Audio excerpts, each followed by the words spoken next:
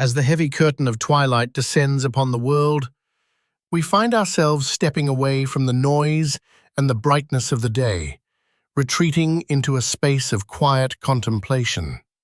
Let your shoulders drop, let your breath deepen, and allow your mind to drift toward a landscape painted in shades of indigo and charcoal. We are journeying to a place that exists on the periphery of memory, a small town nestled in a valley where the mist clings to the earth like a soft, white blanket. Here, the air is cool and still. It carries the scent of damp pine needles, of old brick cooling in the evening air, and the faint, nostalgic aroma of wood smoke drifting from a distant chimney. It is a place where time seems to move at a different pace, slower, more deliberate. In these small towns, where everyone knows the rhythm of their neighbor's footsteps, silence has a texture all its own. And within this silence, there are stories that have been woven into the very fabric of the streets, stories that have no endings, mysteries that remain suspended in the amber of time. Tonight, we explore the melancholy beauty of the unsolved. We are not here to disturb the shadows, but to observe them, to sit with the questions that have lingered for decades, and to feel the weight of secrets that the town keeps close to its chest. Imagine, if you will, a main street lined with buildings that have stood for a century or more. The street lamps hum with a low, steady vibration, casting pools of warm, yellow light onto the pavement. The shops are closed, their windows dark, reflecting the empty street back onto itself. There is a profound sense of peace here, but it is a peace born of deep, slumbering history. In the archives of the local library, a building of stone and ivy, dust motes dance in the slivers of moonlight that pierce through the high windows. There are files here, stacks of paper yellowed with age, tied with brittle string. They tell the story of a night, perhaps 50 years ago, perhaps longer, when the natural order of things was interrupted. Let us drift toward the first of these quiet enigmas. Picture a house standing alone at the edge of the woods.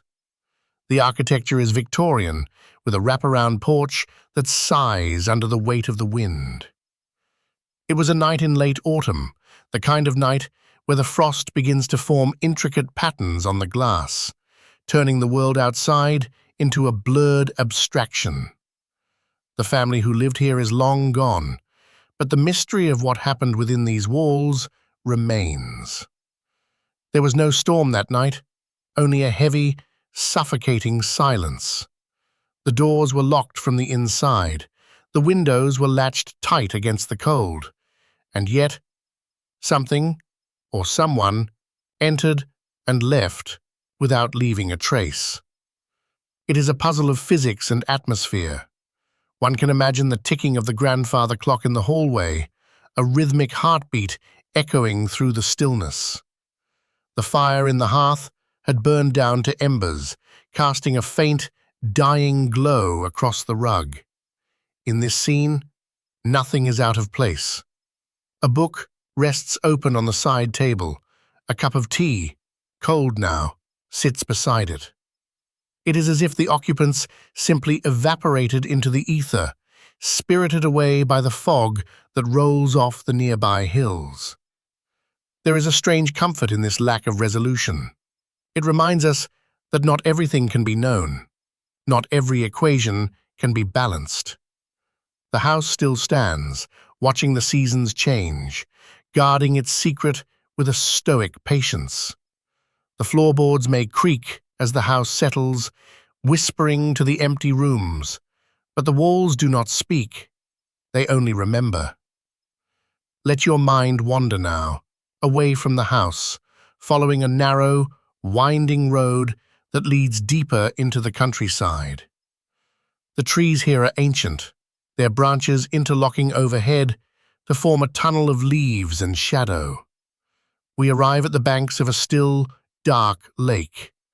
The water is like black glass, reflecting the scatter of stars above. It was here, on a summer evening heavy with the drone of cicadas, that a small boat was found drifting aimlessly. The oars were resting gently inside. A fishing hat lay on the bench, but the boat was empty. The water reveals nothing. It merely laps against the shore, a gentle, rhythmic sound that has continued for decades since that night. There is a deep melancholy in the image of that drifting boat. It suggests a sudden departure, a moment where the veil between here and elsewhere became thin. Did they look up at the moon before they vanished? Did they hear a call from the woods? The lake holds the answer in its cold depths, but it offers only ripples in return. Local folklore has grown around this silence. People speak of the Lady of the Mist, or the fisherman who walked on water. These stories are gentle attempts to fill the void, to place a narrative over the unknown so that the mind can rest. But the truth remains elusive, floating just out of reach, like a firefly in the darkness. As we move further into the heart of the mystery, we consider the phenomenon of the stranger. The transient figure who arrives on the evening train, steps onto the platform, and dissolves into the night. Small towns are often suspicious of outsiders, yet they are also places where someone can disappear in plain sight.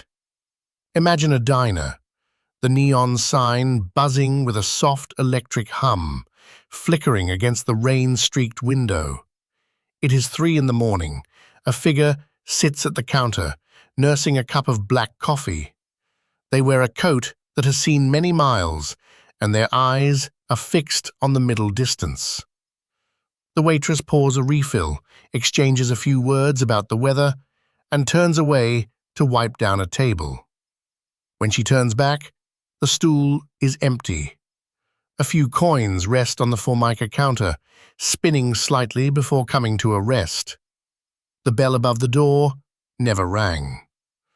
The rain outside continues to fall, washing away footprints before they can even be formed. Who was this person? What were they running from? Or what were they running towards? In the files of the Unsolved, this person becomes a ghost before they are even dead. They are a John Doe or a Jane Doe, names that signify everyone and no one. They are the archetypes of the lost soul. Their story is a fragment, a single page torn from a book and left on a park bench. We wonder about them. We construct lives for them in our imagination, giving them the history that the record cannot provide. The seasons play a crucial role in these mysteries. Winter, with its profound ability to conceal. Imagine a town buried under 3 feet of snow. The world is white and grey, sound is muffled, and the horizon is lost in a haze of falling flakes. In such a setting, a person can walk out of their back door and simply step off the edge of the world. There are cases where footprints lead out into the middle of a snowy field and then stop. No return tracks, no signs of a struggle, just a path that ends abruptly, as if the walker was lifted into the sky. The snow continues to fall, filling in the impressions, smoothing the surface until the field is pristine once more. Nature claims the secret instantly. It is baffling, yes, but it is also hypnotic. It speaks to the fragility of our presence here. We leave marks, footprints, echoes, but the earth is vast and patient, and it has a way of reclaiming its silence. Let us return to the town square, where the courthouse clock tower stands as a sentinel over the sleeping houses. The hands of the clock are frozen, perhaps stuck at the hour of a long-forgotten crime, or perhaps just tired of counting the minutes. In the shadow of this tower, there was once a shop, a jeweler's, or perhaps an antique dealer. The windows were filled with objects of the past, pocket watches, silver lockets, porcelain dolls with unblinking eyes. One morning, the shop did not open. The door remained locked, the mail piled up on the mat. When the authorities finally entered, they found the shop exactly as it had been left. No merchandise was missing. The cash register was untouched. But the owner was gone. It was as if they had stepped into one of the mirrors on the wall and slipped into a reflection world. The town speculated, of course. Rumors flew like starlings, changing direction with the wind. Some said it was a secret debt. Others whispered of a lover in a distant city.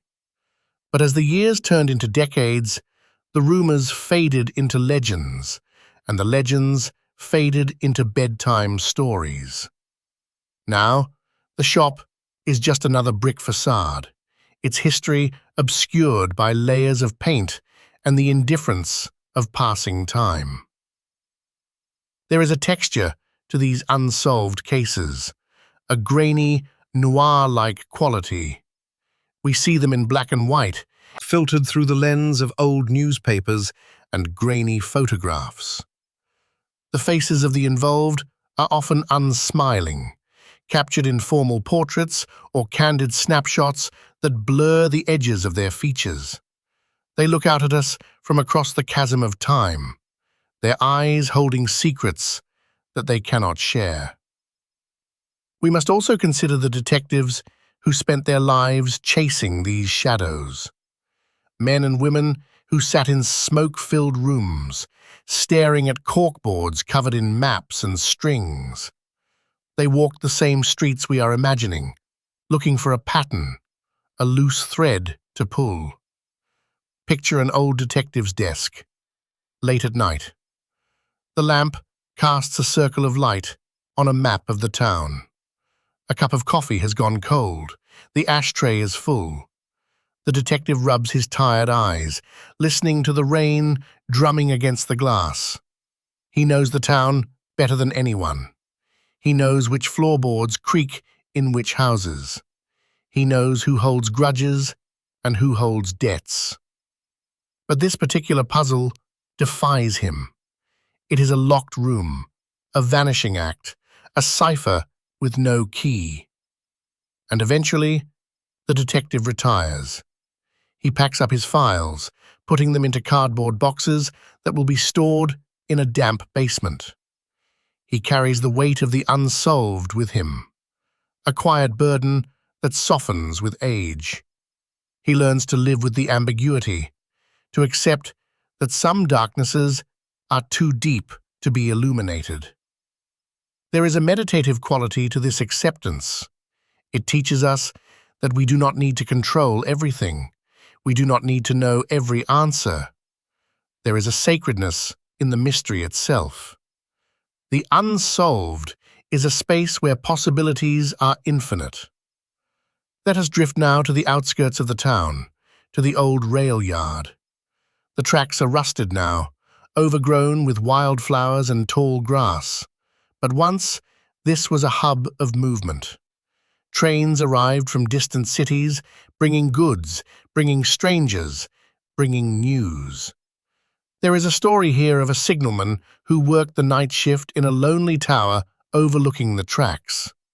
He was a solitary man, accustomed to the long, quiet hours between trains. One night, the 2 a.m. express blew its whistle as it passed, but the signal light did not change. The train slowed to a halt, hissing steam into the cold air. The crew climbed up to the tower. The lantern was burning. The logbook was open, the last entry made only minutes before. But the tower was empty. The door was latched from the inside. The windows were unbroken. The signalman had simply ceased to be. Did he step out onto the balcony and lose his footing?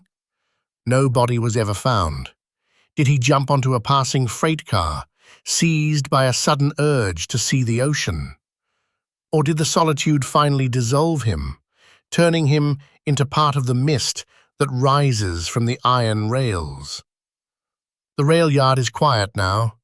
The tower still stands, a skeletal silhouette against the moon.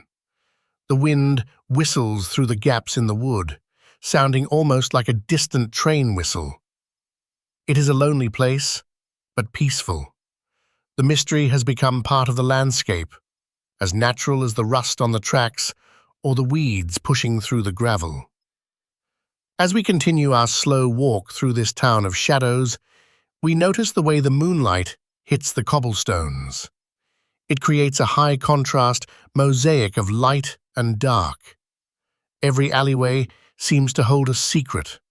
Every drawn curtain hides a story.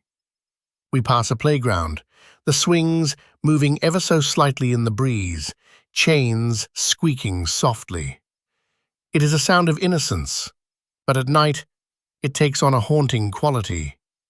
We remember stories of children who wandered into the woods to play, chasing a butterfly or a stray dog, and walked beyond the boundaries of the known world. The search parties combed the woods for weeks, men walking shoulder to shoulder, calling out names until their voices were hoarse, dogs sniffing at the underbrush, helicopters chopping the air above.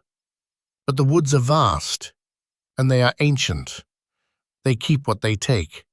Eventually, the search is called off. The ribbons are taken down from the trees. The town goes back to its routine. But it is changed. Parents hold their children's hands a little tighter. The woods are no longer just trees and rocks. They are a presence, a silent neighbor that watches and waits.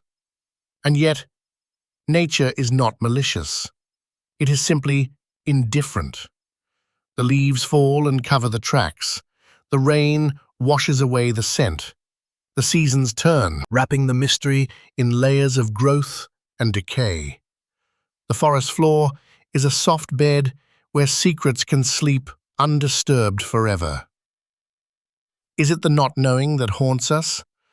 Or is it the realization that a life can be interrupted so completely? In these stories, we confront the fragility of our own narratives. We like to think of our lives as books, with a beginning, a middle, and an end. But these unsolved mysteries are books that end in mid-sentence. The ink trails off. The page is blank. But in this relaxation, in this state of drift, we can reframe that fear. We can see the blank page not as a tragedy, but as a space of rest. The story has stopped, and in that stopping, there is stillness. Let us walk back towards the center of town.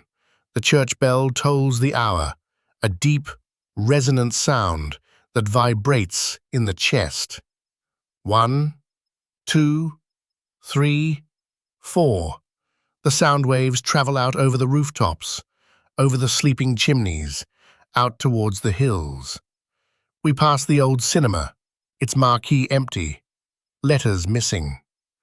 We pass the park, where the statue of the town founder stares stoically into the dark. We are observers here, ghosts of the present visiting the ghosts of the past. Think of the evidence rooms in police stations across the world, boxes stacked to the ceiling. Inside them are the physical remnants of these mysteries. A single glove, a rusty key, a handwritten note with cryptic words, a torn ticket stub. These objects are talismans, charged with the energy of the unanswered. They sit in the dark, year after year. Dust settles on the boxes. The cardboard softens. The ink fades. Slowly, inevitably, the physical proof disintegrates, leaving only the legend. The mystery becomes less about the facts and more about the feeling of a door left slightly ajar, the feeling of a phone ringing in an empty house.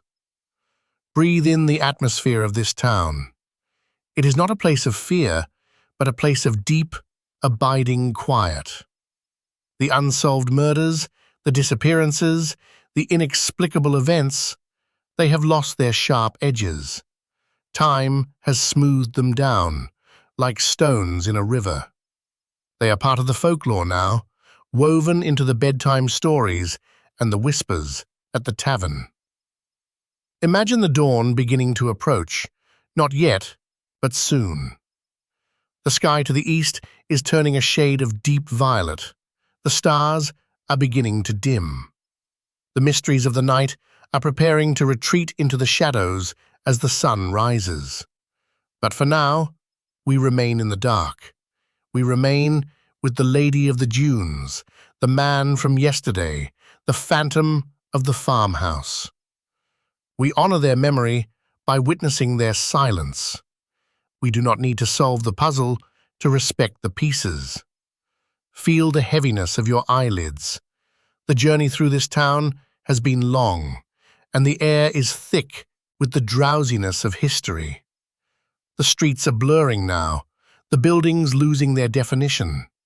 The map in your mind is folding up, the lines fading. You are safe here. You are merely a traveler passing through the realm of the unsolved. The questions cannot hurt you. They are merely clouds drifting across the moon, obscuring the light for a moment before passing on. Let yourself sink deeper into the comfort of the unknown. There is a freedom in letting go of the need for answers.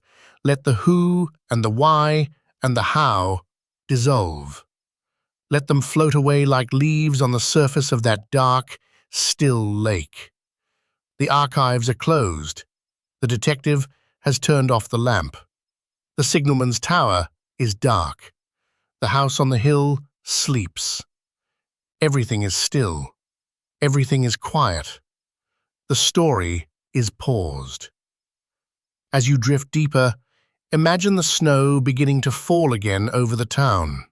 Large, soft flakes, descending in slow motion. They cover the rooftops, the streets, the trees. They cover the past. They cover the secrets. White on white. Silence on silence. A blanket of peace covering the baffling, the strange, the tragic. Underneath the snow, everything is equal. Everything is at rest. The town is gone now. There is only the white expanse of your own relaxation. The mysteries have faded into the background noise of the universe, a gentle hum that lulls you further and further down. Rest now in the certainty of the present moment. The past is a locked room, and you do not have the key, and that is perfectly fine. You are here, in the warmth, in the safety, in the quiet. Sleep and let the mysteries remain unsolved. Sleep and let the silence have the last word. Sleep